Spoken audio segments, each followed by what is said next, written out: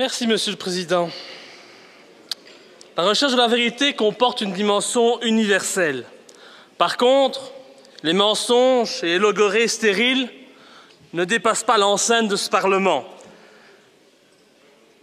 Quand on entend certains propos de ceux qui ont pris la parole avant moi, je suis estomaqué et on comprend très bien quel est aujourd'hui le combat de ce Parlement. Et puisque ce discours est un discours de vérité, j'espère qu'il sera transmis aux Ukrainiens, car ils ont le droit de savoir à quelle sauce ils risquent d'être mangés en cas d'adhésion de leur pays à l'Union européenne. Vous êtes presque tous des européanistes convaincus et des petites mains du nouvel ordre mondial. Ce n'est donc pas à vous que je vais m'adresser, mais en priorité au peuple, et en particulier au peuple ukrainien.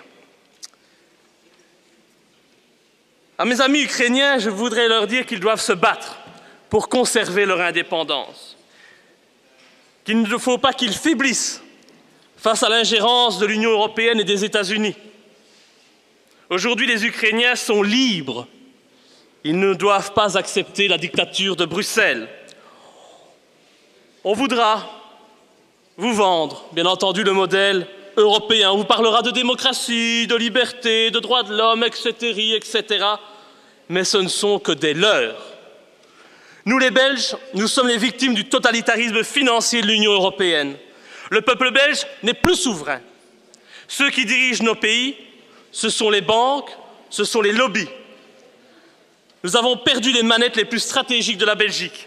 Nous acceptons, par la trahison évidente des élus de la nation, toutes les injonctions de l'Europe, y compris son désastreux et antidémocratique mécanisme de stabilité. Dans quelque temps, nous subirons les conséquences du traité transatlantique, comme nous subissons déjà aujourd'hui les conséquences de l'anéantissement de nos frontières. Et l'objectif est que nous ne soyons plus maîtres chez nous. Pourtant, chaque peuple a le droit d'être maître chez lui. Et je dirais donc aux Ukrainiens de se renseigner et d'agir avant qu'il ne soit trop tard. Nous devons sauver l'Ukraine des désastres que nous sommes en train de vivre depuis la création de l'Europe telle que nous la connaissons aujourd'hui. Cette Europe antisociale, cette Europe pour laquelle seul l'argent compte, cette Europe antidémocratique qui n'élit même pas ses dirigeants, cette Europe prétendument institution de paix qui part aujourd'hui en guerre aux quatre coins du monde à la moindre occasion.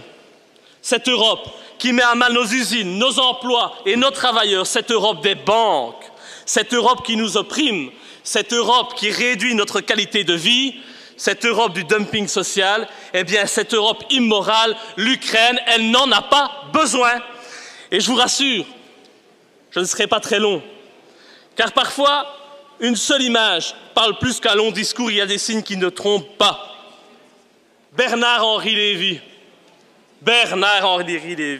ce grand moralisateur milliardaire, cet intellectuel plus politicien de bas étage qu'écrivain de seconde zone, ce sioniste convaincu, Bernard-Henri Lévy est revenu en Ukraine pour vendre aux Ukrainiens l'Europe. Bernard-Henri Lévy. Ah, quelle horreur! C'est pire qu'Elio, lui encore. Là où BHL passe, la liberté et la démocratie trépassent. N'oublions pas que cet homme nous a vendu le printemps arabe. On voit le résultat en Tunisie, en Égypte, en Libye. Qu'ils ne viennent pas maintenant nous vendre le printemps ukrainien. Et si vous ne voulez pas vivre le cauchemar libyen, syrien, libanais, palestinien, le drame africain et bien sûr le drame grec, italien, espagnol ou portugais, dois-je rappeler aujourd'hui que des Espagnols traversent le détroit de Gibraltar pour aller travailler au Maroc. Imaginez, à cause de la crise, cette crise que vous créez. Eh bien, je dirais aux Ukrainiens de fuir. Fuyez tant qu'il est temps. Fuyez ce Sayanim comme la peste et battez-vous pour vos droits, votre culture et votre indépendance. Un autre Sayanim, Jacques Attali, lui, il se vantait à l'université participative en 2011 d'avoir participé à la rédaction du traité de Maastricht et d'avoir soigneusement fait en sorte de rendre les démarches quasi insurmontables pour les pays européens qui aurait, selon moi, l'excellente idée de sortir de l'Union. Il ne faut pourtant pas avoir peur de sortir de l'Europe via l'article 50 du traité sur l'Union européenne, comme le défend en France l'UPR de M. Asselineau. Sortir de l'Union européenne, c'est possible. Mais il vaut encore mieux ne pas y rentrer pour ceux qui ont encore le choix. BHL, Attali, des hommes qui, dans leur logique folle de fuite en avant, de concentration du pouvoir et des richesses par le haut, ont pour but de nous conduire à l'édification d'une gouvernance mondiale, d'un gouvernement mondial unifié autour de grands blocs économiques, de grandes unions mondialistes. Les peuples sont de plus en plus affaiblis, rabaissés, dominés par une petite élite cupide. Debout les Belges, debout les Ukrainiens, nous devons agir tant qu'il en est encore temps. Et donc, je suis persuadé que l'Ukraine ne doit pas rentrer dans l'Union européenne. Ce ne sera positif ni pour les Belges, qui risquent de voir déménager en Ukraine des entreprises, attirées par les salaires de misère offerts aux Ukrainiens. Et ça, je suis étonné qu'aucun élu n'ait relevé cette situation. Nous sommes pourtant là pour protéger nos travailleurs. Le salaire moyen en Ukraine, il est de 300 €. 300 €. Il faudrait le dire aux travailleurs belges. Chez nous, ce salaire moyen, il est de 2300 €. Je ne dois pas vous faire un dessin. Nous ne devons pas encore affaiblir nos travailleurs. Mais l'adhésion de l'Ukraine à l'Union européenne ne sera pas positive non plus pour les Ukrainiens.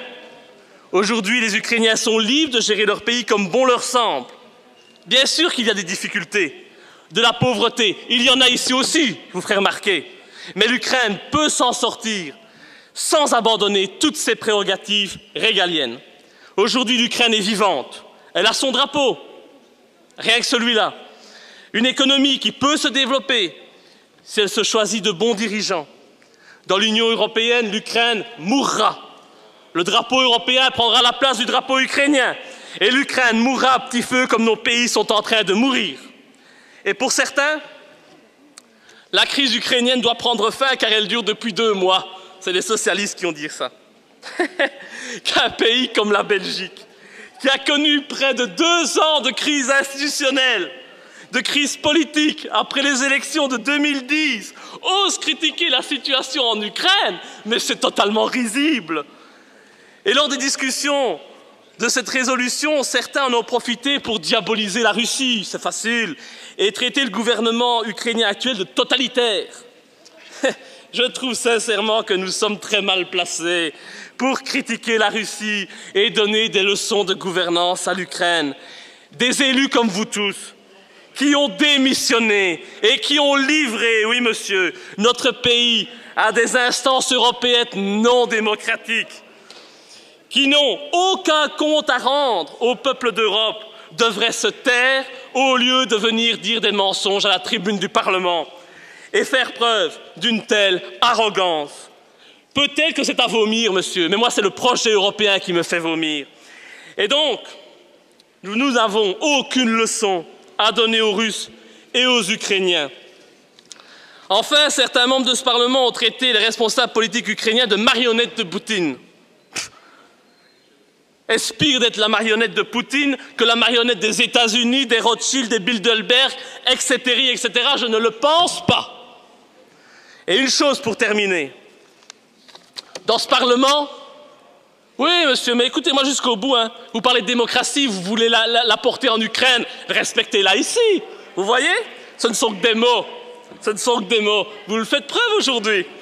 Personne n'accepterait, comme vous n'acceptez pas que je vous dise vos 4 vérités, personne dans ce Parlement n'accepterait que l'Ukraine vienne nous donner des leçons dans nos querelles communautaires. Personne n'accepterait que l'Ukraine vienne nous dire comment nous devons gérer notre pays.